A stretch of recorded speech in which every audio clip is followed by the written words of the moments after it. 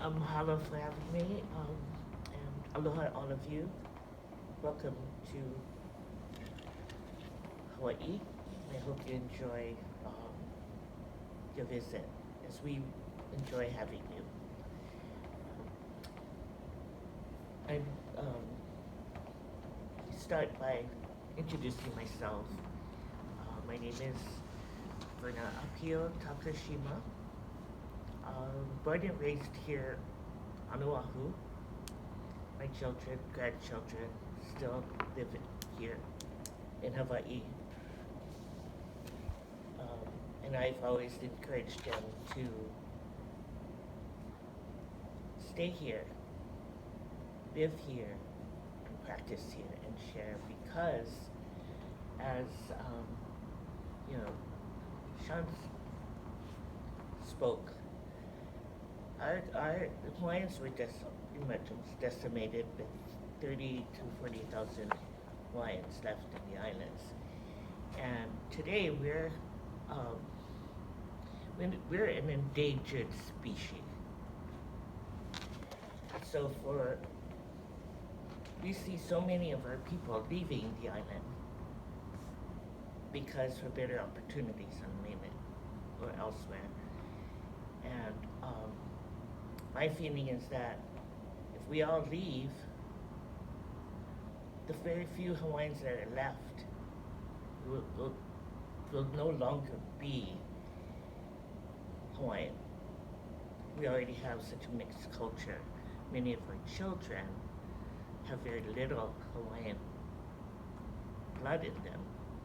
So just being here and living in their aina, raising their children for generations, that is my hope and my dream for my children and grandchildren. I had started, I'm a kapa maker, and how I started with kapa, and a lot had to do, it was a very spiritual connection. My brother, who is, he's a woodworker and a practitioner of many of the arts, of woodworking, stone carving, weaving, and one day a friend of ours had asked him to carve out a beater, which is I brought some samples here of tools that we use for cup making, and so he went home. We were on the Big Island. He came home and he was looking at this book. It was by J.S. Emerson, Material Cultures, which Bishop Museum had published through his journals, and meticulously cataloged all his artifacts that he collected. He was a surveyor on the island of Hawaii, in mainly in the south corner side of the island. And in this book, as my brother is looking through to find out what kind of woods and dimensions and whatever to make these tools, he found my ancestors in this book. And apparently, this Emerson went, and I see it as at some point they became like his agents, and they would go out into the community of friends and sometimes purchase to sell to him, or but in this collection, and it's now currently at the Bishop Museum. So my brother, when he saw this, he said to me, I kapuna made kapa, so you have to make kapa. I'll make the tools, and you make kapa. At the time, I was in my 50s, I believe, almost mid 55, somewhere around there. So it's late beginner. And I said to him, I don't know anything about kapa making. What even what kapa looks like or feels like. because the only time we were able to see kapa was that bit at the museum in the back of the glass cases. So the friend that we had asked my brother to make the tools, her name was Marie McDonald, well known on the Big Island. She was a teacher of the arts and a kapa maker.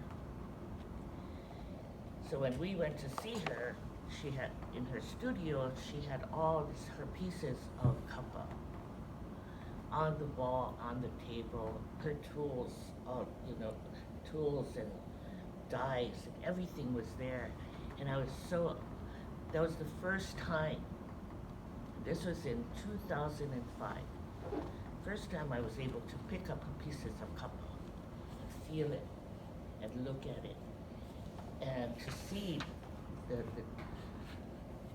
the artistry of a piece of kapa. And so again, I said to my brother, I don't know anything about kapa other than now that I've just able to see something. So he said, well, don't worry, I know somebody that can teach you. So he made all my tools. Within a month, he had all my tools made. But what's really amazed me was as we're, when he called me, I go down to his house and we're going through this book, and I'm seeing all my ancestors' works. So I'm taking down the numbers, and while he's saying, he said, oh, you need this type of wood and that type of wood, to make the beater. And then also a kua, which is an anvil. I didn't bring that, but he says these woods, and it was all these native woods I never heard of before. We knew of kapa, mango, pine, but not all these native woods. And as he's saying, oh, you need this type of wood for beater. Several minutes later, 10, 15 minutes later, the phone rings. And somebody's on the phone. He said, Saul, I got this type of wood, and I don't know what to do with it. Do you want it? I said, sure. So, and we went on for like 3 times. Every time he mentioned, the phone rings. And finally I said to him, I don't think we have a choice here. Something out there is telling us that we have to do this. Because there's no way you say, koa or some kawila, and these are native, and many of these woods are rare, some almost on the verge of extinction. And these phones are ringing all the time. And so, from that point, everything just fell into place. Within the first year that I was doing kapa, in fact, I just moved back home. I was living on Maui, working on Maui, and I came back, so I took some time off before finding a job. And when I came back, actually, when I moved back here, it was right after 9/11. So I was working in the travel industry at the time. So nobody was working. All the people that I knew here, if I wanted a job, Waikiki was shut down, right? So I had this time, so I'm at Bishop Museum, where we used to go every Wednesdays. We'd have a group and we do demonstrations. This is for years. My brother was doing that for like 20, 30 years. So I'm there, and I'm just practicing beating. And then this month, this friend of ours comes up to me while I'm practicing and trying to make kapa, which I still didn't know what I was, didn't know what I was doing, just hoping that, just practicing. And she came up to me and she said, Auntie Verna, you're making kapa. Well, we're having this exhibit that's coming up, and I want you to be in this exhibit. And I'm like, I don't know what I'm doing. I was doing it for about a month to 2 months. And, with kapa making, there's a lot is unknown. because very little information is out there about copper making. And whatever information that we did have, someone interviewed this copper makers, or this is like 50 years after they shut copper making stopped, because now we had the missionaries, they're bringing in fabric. So instead of having to be hours and hours, you have fabric already made. So they pretty much stopped, put aside their tools, turned it from these beaters from making copper. They're now beating their clothing in the stream or washing it, using it, to wash. So whatever, I've been doing since 2005 until today, all this, during that period, we had to pretty much experiment. And, collaborating with other copper makers, which was just not very many that we knew of that was really practicing the art. In 2011, a friend, we closed a halal or a hula group with traditional Hawaiian, with copper. And again, it was a friend, it was Marie McDonald. That was her dream. She had been doing copper for 25, 30 years as well. She was older already at that time. And she approached us and said she wanted to, this was her dream, and she had asked if we would help and gather other copper makers. So in 2011, we made, I think there was we found 26 copper makers that were able to help make these pieces. And they danced in the Merry Monarch. That was the first time in over 200 years, from what I was told, that copper was used to wear as clothing and to dance with. So, just being able to that, and choosing the Merry Monarch as a way to show the world. And this was, it's internationally people watch the Merry Monarch. But it really opened up the practice and what we were doing as far as bringing back another practice, which copper making was about the last art that was being practiced and being revived. So, and here we are today. For me, there was that connection continued from my ancestors. So, when I'm beating, in fact, that first year, in fact, about 6 months, we had that exhibit, and one of, Maureen McDonald, who, she was a mentor. She was very supportive of us, and she had asked me, so I'm still new, still not sure of myself. I definitely didn't think I made good copper. And here she has this exhibit, and she has this beautiful copper piece hanging in the gallery. And so she comes up to me later and she asked me if I had, do you have any other copper that you made? I want to see it. And I said, okay, well, I said, well, I do have, but I said, do you want to see my piece? And I'm so intimidated by this woman.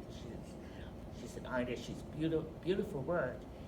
And so anyway, I finally go, I show her a piece, and she looks at it, and she says to me, and I'll always remember this. And she said, this is exceptional. and the way she says it, she's so eloquent. And I said to her, and I said, and I was standing, and I said, oh, wait, what did you say? You know, because I couldn't believe what she was saying. And so she picks up this piece, and now she's had been doing kappa for 20, 30 years. And this is only one of my first pieces. And, you know, so I said, what did you say? You know, am I hearing it correctly? And she goes, this is exceptional. How did you make it so thin? How did you make it so soft? And I'm like, wait, you have been doing this for so many years. I'm a beginner. But, you know, again, and so I just couldn't, you know, how could that be? But it was because of the tools. I have what I would say, top of the line kappa tools. But we have the blood as well. Exactly. Yeah. And so every time I'm beating, every time I'm starting to make kappa, she comes to me, and they're all around me, and I feel her presence, and I'm asking, show me, help me, you know, if I have a problem beating, am I doing this correctly? Beat along with me. And so that's why I thought, okay, maybe that is why I have made beautiful kappa from the very beginning. And, you know, of course I was always very doubtful, but as I looked at other kappa makers, all their pieces, and it, you know, we're having this exhibit, and we have, you know, some beginners like myself, but some other kappa makers that were made it for 20, 30 years, and, you know, and I'm looking at their pieces, because we could actually go and touch and pick. And I thought, I guess my kappa is pretty good. And they would be coming to me and asking me the same thing, and like, how did you get it so thin? And, you know, they're looking at it, and I was, you know, so again, it's because of that ancestral knowledge. You know,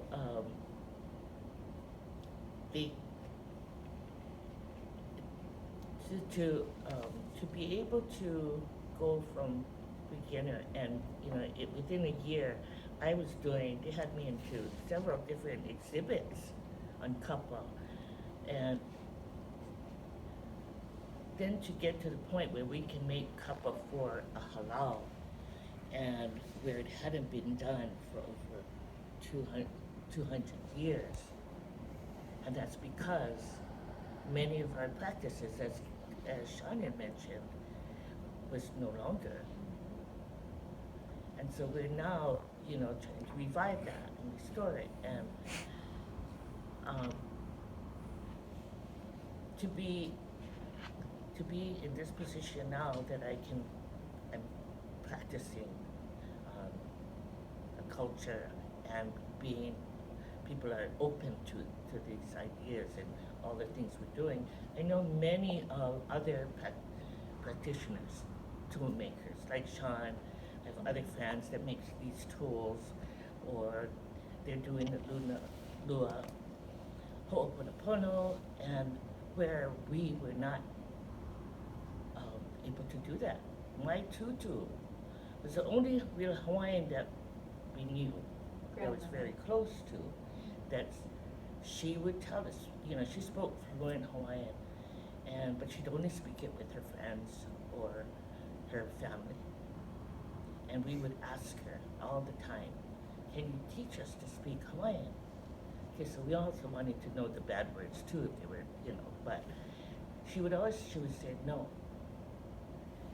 And I said, well, why can't we want to learn to speak? Because it was such a beautiful language, and the way they spoke it in the old days. Today, when you hear Hawaiian, or people speaking Hawaiian, they've learned at university.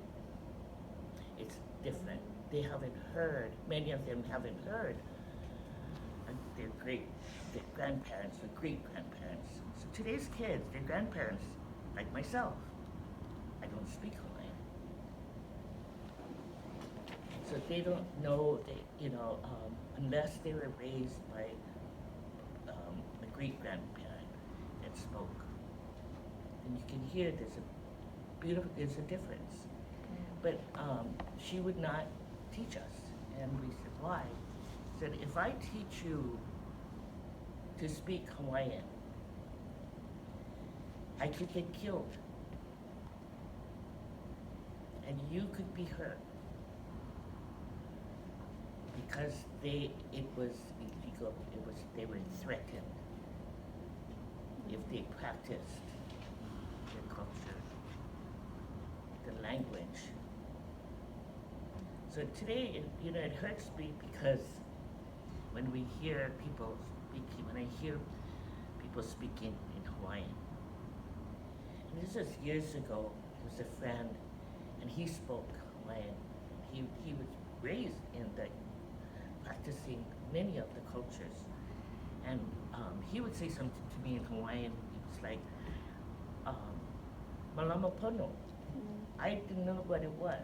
And he would, what, don't you? I said, oh, I'm sorry, Uncle, can you, what does that mean? And he would say to me, why don't you speak Hawaiian? How come you don't speak Hawaiian? Because we couldn't. So that, when I hear the kids, and I have a cousin who teaches her children, she teaches Hawaiian language, and she teaches in the school, and she teaches her children. They're all tiny, they're about 3, 4 years old, and we were gathering one day, and they started speaking in Hawaiian to each other. And we stopped, and it was so amazing to hear them speaking in a language that I couldn't understand.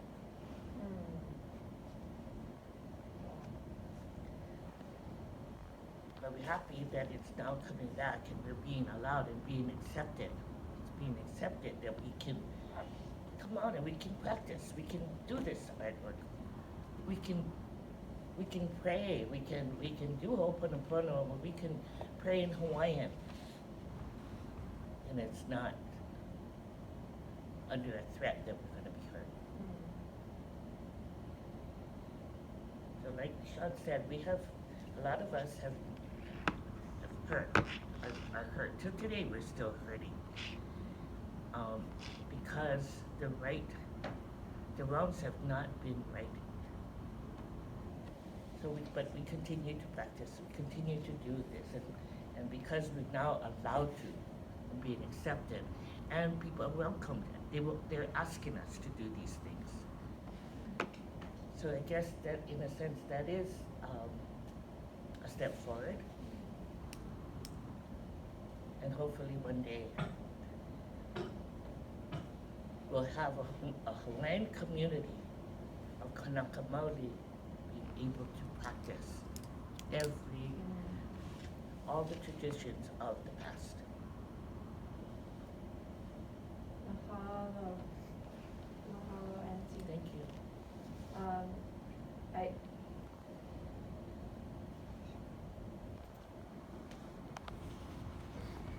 I don't want to stop you because what you're saying